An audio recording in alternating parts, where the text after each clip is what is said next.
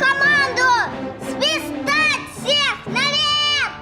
А мама меня не слушает и не разрешает мне завести щенка. Даже пиратам иногда нужна помощь. Детский телефон доверия 8 800 2000. Это тот самый телефон доверия, по которому можно на родителей стучать.